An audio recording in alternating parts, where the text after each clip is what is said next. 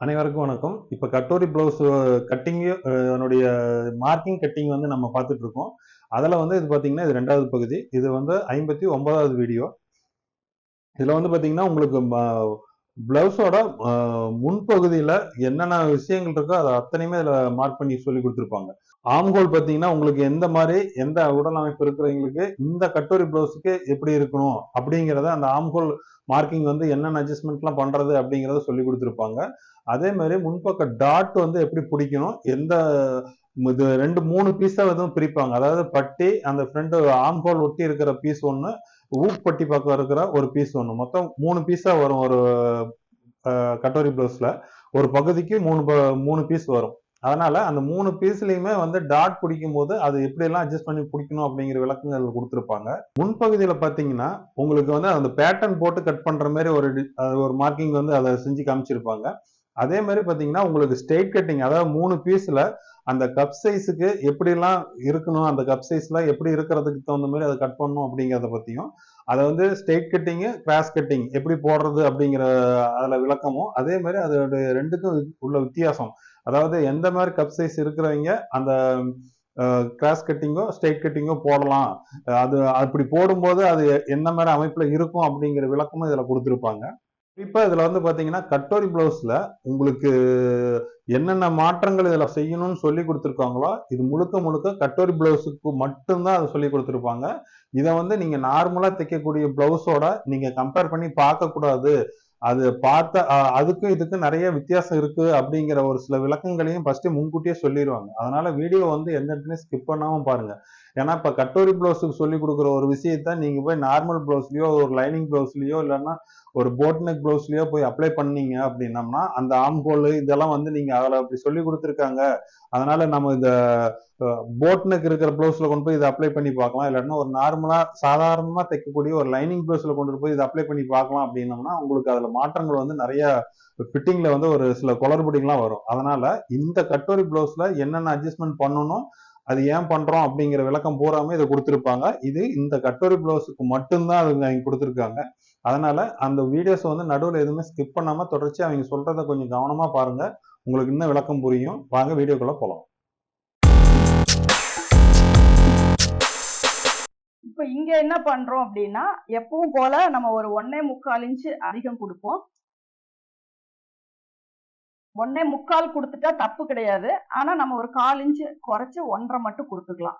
ஏன்னா நம்ம இந்த இடத்துல வந்து இந்த ஷேப் மட்டும் நமக்கு கட்டோரி பிளவுஸ் மாதிரி வரும். அப்ப இது என்ன ஆகும் அப்படின்னா, மேல போக போக அந்த கப் ஷேப்புக்கான அந்த ஒரு ஸ்டைல் வந்து மாறிடும்.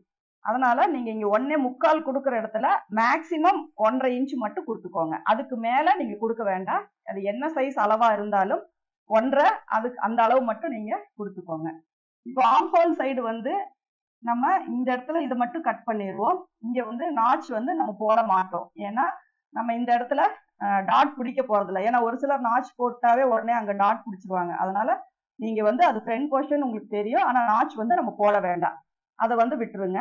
ஃப்ரண்ட் போர்ஷன் இந்த இடம் நெக் பாத்தீங்க அப்படின்னா உங்களுக்கு என்ன ஷேப் வேணுமோ, டைமண்ட் ஷேப் வேணும்னாலும் நீங்க டைமண்ட் ஷேப் போட்டுக்கலாம், ரவுண்டு வேணும்னாலும் போட்டுக்கலாம். அந்த ஷேப் நீங்க போட்டுக்கோங்க. இப்ப இது எல்லாமே நம்ம மார்க் பண்ணியாச்சு. டாட்னுடைய அளவு நான் சைட்ல 1.25 விட்டுருந்தேன். அதே இந்த பக்கம் ஒரு 1.25, இந்த பக்கம் ஒரு 1.25 மார்க் பண்றேன். இப்ப இந்த லைன் தான் வந்து உங்களுக்கு சென்டர். சரிங்களா? இதுதான் சென்டர். அதை வச்சு இந்த சைடு 1.25, இந்த சைடு 1.25 வந்து நான் மார்க் பண்ணியிருக்கேன். இப்ப நீங்க டாட் கனெக்ட் பண்ணும் போதுமே ஃபர்ஸ்ட் இந்த ரெண்டையும் கனெக்ட் பண்ணிக்கோங்க. அதுக்கப்புறம் இந்த ரெண்டையும் நீங்க கனெக்ட் பண்ணிக்கோங்க. நீங்க வந்து இந்த இதுவும் சரியான கிராஸ்ல இருந்தா மட்டும்தான் இந்த சென்டர் லைன் வந்து உங்களுக்கு மேட்ச் ஆகும். அதனால இது மேட்ச் ஆகல அப்படின்னு நீங்க நினைக்க வேண்டாம். கரெக்டா இந்த பாயிண்ட்டுக்கு மட்டும், இந்த ஸ்ட்ரைட்ல மட்டும் நீங்க லைன் போட்டுக்கோங்க. சரிங்களா? இதை இந்த பக்கம் கனெக்ட் பண்ணிருக்கேன், இதை இந்த பக்கம் கனெக்ட் பண்ணிருக்கேன். நீங்க எந்த இடத்துல டாட் பிடிக்கிறீங்களோ அங்க இருந்து கிராஸ் போட்டுக்கோங்க. ஏன்னா இங்க இருந்தே நம்ம லைன் போடலாம். ஆனா நீங்க இது வரைக்கும் பிடிக்கல அப்படின்னா 1/2 இன்ச்சோ 3/4 இன்ச்சோ கீழே இறக்கி எந்த இடம் வருதோ அந்த இடத்துக்கு நீங்க கிராஸ் போட்டுக்கோங்க. இப்ப இந்த டாட்னுடைய ஹைட் மட்டும் 2 ஈவனா வரணும். அவ்வளவுதான். இது 3 இன்ச் வரணும், அதே மாதிரி இதுவும் 3 இன்ச் வரணும். இது பாத்தீங்கன்னா ஒரு 1/4 இன்ச் இதா வரும். அப்ப இதுதான் உங்களுக்கு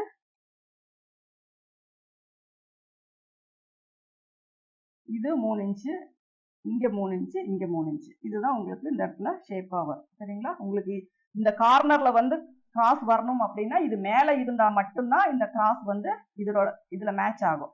நீங்க இப்போ உங்களுக்கு தேவை இந்த சைடு 1.25, இந்த சைடு 1.25. நமக்கு டாட்டினுடைய அளவு மட்டும்தான். இங்க வந்து நமக்கு 3 இன்ச். சப்போஸ் நீங்க மிட் பாயிண்ட் வச்சாச்சு, டாட்டினுடைய அளவு எல்லாமே நான் கரெக்டா மார்க் பண்ணிட்டேன். ஆனா எனக்கு இந்த அளவு கம்மியா வருது அப்படின்னா எந்த அளவு கம்மியா வருதோ அதை நீங்க இங்க அவுட்டர்ல ஒரு 1/2 இன்ச்சோ 1/4 இன்ச்சோ வந்தா இங்க மார்க் பண்ணிக்கோங்க. இங்க நம்ம குறைச்சிக்கலாம். சரிங்களா?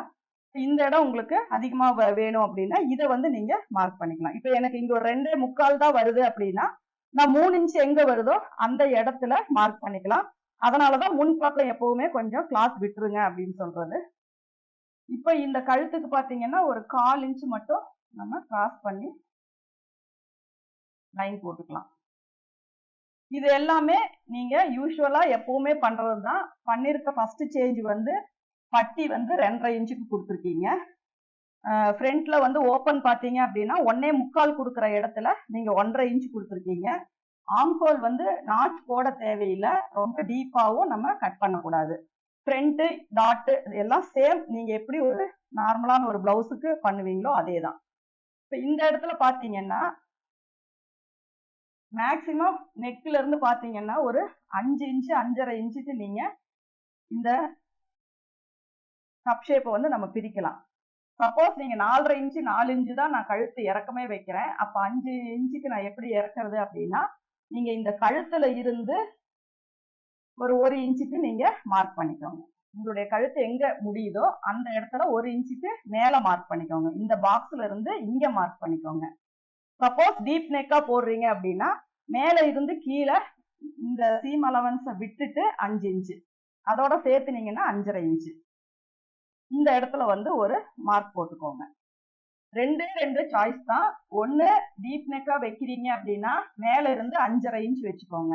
சப்போஸ் நான் 4.5 தான் வைக்கிறேன் அப்படின்னா நீங்க இங்க இருந்து ஒரு 1 இன்ச், ஏன்னா ஒரு 1 இன்ச்சாவது மினிமம் அந்த கப் ஷேப்புக்கு நம்ம கொடுக்கணும் அந்த ஷேப்புக்கு அப்படிங்கறதுனால ஒரு 1 இன்ச் வந்து நீங்க இந்த கார்னர்ல இருந்து இங்க மேல ஏத்திக்கோங்க. அதுக்கப்புறம் பாத்தீங்க அப்படின்னா இங்க வந்து நம்ம ஒரு 2 இன்ச் இந்த உள்கை வெட்டினதுக்கு அப்புறம் 1.5 இன்ச், அதாவது உள்கை வெட்டாம பாத்தீங்கன்னா 2 இன்ச் வைக்கிறேன். உள்கை வெட்டினதுக்கு அப்புறம் பார்த்தா ஒரு 1.5 இன்ச் வைக்கிறேன். அதே மாதிரி இங்க 3 இன்ச் அப்படின்னா இங்கேயும் 3 இன்ச். சரிங்களா? ஆம்ஹோல் சைடு 1.5 இன்ச், ஏன்னா நீங்க உள்கை வெட்டிட்டே மெஷர் பண்ணிக்கோங்க. 1.5 இன்ச் மேக்சிமம் எல்லாருக்குமே இதே அளவுதான் வரும். அதுல எந்த சேஞ்சஸுமே வராது. ரொம்ப பெரிய உடம்பா இருந்தா 2 அப்படிங்கிறது இந்த ஷேப் பார்த்தாவே உங்களுக்கு தெரியும். 2ங்கிறது ஒரு 2.5 2.25 அது வரைக்கும் வரலாம். அதுக்கு மேல நம்ம போகவே கூடாது. கழுத்து வந்து மேல இருந்து வைக்கும் போது ஷோல்டர் அளவை விட்டுட்டீங்க அப்படின்னா 5 இன்ச் வச்சுக்கோங்க. சப்போஸ் நான் நெக்கே கம்மியா தான் வைக்கிறேன் அப்படின்னா நெக்கினுடைய கார்னர்ல இருந்து ஒரு 1 இன்ச் மேல எடுத்துக்கோங்க. இப்ப இதுக்கு வந்து நம்ம ஒரு ஷேப் கொடுத்துக்கலாம்.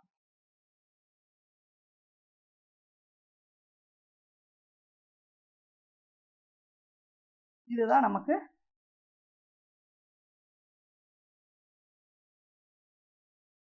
இங்க வந்து 1/4 இன்ச் மார்க் பண்ணிருக்கேன். இங்க வந்து மேல இருந்து கீழே 5.5 இன்ச். இங்க பாத்தீங்கன்னா ஆம்ஹோல் டீப் விட்டுட்டு 1 இன்ச். ஏன்னா இங்க நம்ம இன்னும் கொஞ்சம் தைக்கிறதுக்காக துணி சேர்த்தும் போது இங்க ரொம்ப கம்மியா கிளாத் போயிடக்கூடாது. அதனால உங்களுக்கு மினிமம் 1.5 இன்ச்சாவது இந்த இடத்துல நீங்க வந்து கிளாத் கொடுத்துதான் ஆகணும். இங்க போறது நமக்கு பிரச்சனை இல்லை. இங்கேயும் நம்ம மெஷர் பண்ணியாச்சு. இப்ப நமக்கு என்ன வேணும் அப்படின்னா இந்த ஸ்டிச் பண்றதுக்காக மட்டும் கிளாத் கொஞ்சம் தேவைப்படும். அதே மாதிரி கப் ஷேப் வந்து உங்களுக்கு இன்னும் கொஞ்சம் கீழே மட்டும் எக்ஸ்டெண்ட் பண்ணணும். எதனாலன்னா நம்ம ஸ்டிச் பண்ணி அட்டாச் பண்ணும்போது கொஞ்சம் ஷார்டேஜ் ஆகும். அதனால இந்த கீழே மட்டும் நமக்கு ஒரு 1/4 இன்ச்சுக்கு ஸ்டிச்சிங் அலவன்ஸ் நம்ம கொடுக்கணும். இப்ப இந்த போர்ஷன் எல்லாமே நம்ம அப்படியே தான் வச்சிருக்க போறோம். இது நம்ம யூஸ் பண்ணிக்கிற போர்ஷன் தான். இது மட்டும் தான் நம்ம வந்து கிராஸ்ல போடணும். அப்ப நம்ம ஃபர்ஸ்ட் கட் பண்ண போறது நெக்கினுடைய லைன்.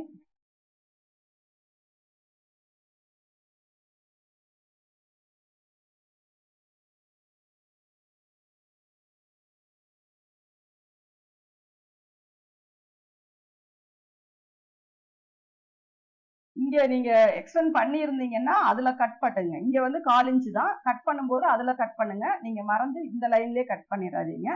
எக்ஸ்டெண்ட் பண்ணல அப்படின்னா பரவாயில்ல, நீங்க இதே லைன்லயே கட் பண்ணிக்கோங்க.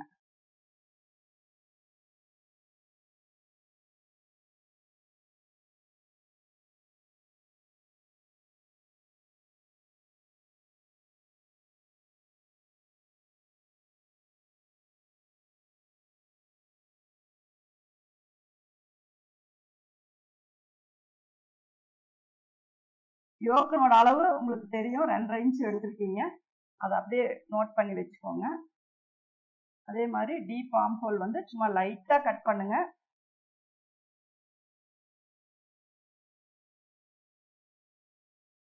ஏன்னா உங்களுக்கு அப்புறம் அந்த டாட் இல்லாதனால ஸ்லீவ் வந்து மேட்ச் பண்றது கஷ்டமா போயிடும். அதனால முடிஞ்ச வரைக்கும் சும்மா இதுல பாத்தீங்கன்னா நான் ஒரு 1/4 இன்ச்சு தான் கட் பண்ணியிருக்கேன். அந்த அளவுக்கு மட்டும் நீங்க கட் பண்ணீங்கன்னா போதும். நம்ம நாச் வந்து இதுக்கு மட்டும் போட்டா போதும், வேற எங்கேயும் நம்ம போட தேவையில்லை. இது வந்து ஃப்ரண்ட் போர்ஷன்.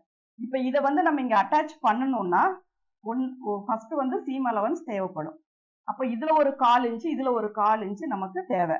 இங்கேயும் கொஞ்சம் இது ரெண்டையும் வச்சு அட்டாச் பண்ணும்போது நம்ம பிரின்சஸ் கட்டுக்கு கொடுக்குற அதே ப்ரொசீஜர் தான். இங்க வந்து துணி அதிகமா வேணும். அதுவும் இல்லாம இது வந்து நமக்கு கிராஸ்ல வேணும். அப்ப என்ன பண்ணும் அப்படின்னா, நம்ம இந்த இதை வந்து இப்படி இருந்தா இது வந்து ஸ்ட்ரெயிட், சரிங்களா? இப்படி போட்டா இது ஸ்ட்ரெயிட். அப்ப இது இப்படி போடும்போது இது வந்து எக்ஸ்பெண்ட் ஆகாது. அதுவே இப்படி கொஞ்சம் இப்படி கிராஸ் பண்ணி போட்டு, இது வந்து ஃபுல் கிராஸ், ஃபுல்லாவே கிராஸ் போட்டேன். இப்படி போட்டா இது வந்து ஒரு ஹாஃப் கிராஸ், இப்படி போட்டா நல்லா எக்ஸ்பெண்ட் ஆகும். அதே மாதிரி நல்லாவே இப்படி கிராஸ் பண்ணி போட்டீங்க அப்படின்னா இன்னுமே துணி இப்படி இழுக்கும் போது, இதுதான் இதனுடைய ஃப்ரண்ட் போர்ஷன், இது நல்லா இழுக்கும் போது உங்களுக்கு கிளாத் வந்து நல்லா எக்ஸ்பெண்ட் ஆகும். அப்ப இதை நம்ம இங்க பிளேஸ் பண்ணிட்டு இதுல நம்ம எப்படி மார்க் பண்ணணும் அப்படின்னா,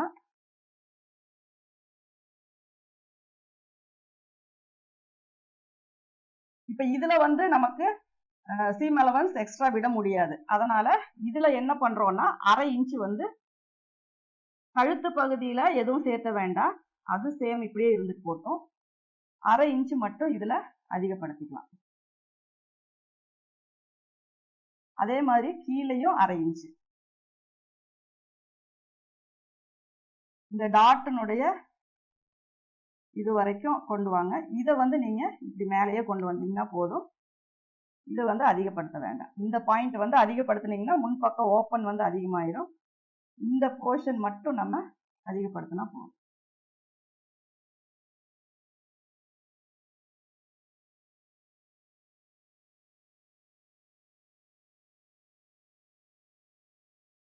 இப்போ நம்ம இதை அட்டாச் பண்ணும்போது உங்களுக்கு இந்த இடம் வந்து கொஞ்சம் ஷார்டேஜ் ஆகும். அதுக்கப்புறம் இதை வந்து நம்ம கட் பண்ணிக்கலாம். இங்க வந்து நம்ம இதை இப்படி தைக்கும் போது ஒன்று மேலே ஒன்று வச்சு தைக்கும் போது உங்களுக்கு இது வரும், ஒரு பீஸ் ஏறி ஒரு பீஸ் இறங்கி அந்த மாதிரி வரும்.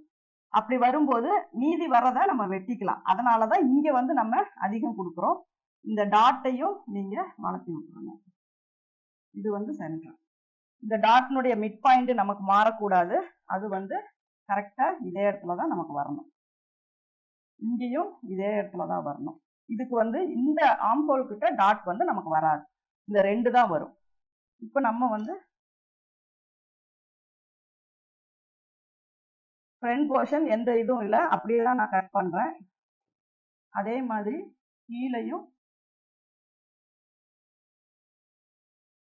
1/2 இன்ச் மட்டும் எக்ஸ்டெண்ட் பண்றேன். நெக் வந்து சேம் அதே அளவு தான்.